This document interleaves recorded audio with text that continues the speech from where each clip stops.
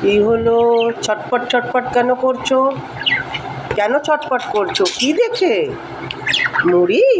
আচ্ছা আচ্ছা, মুড়ি খাবে? কে খাবে মুড়ি?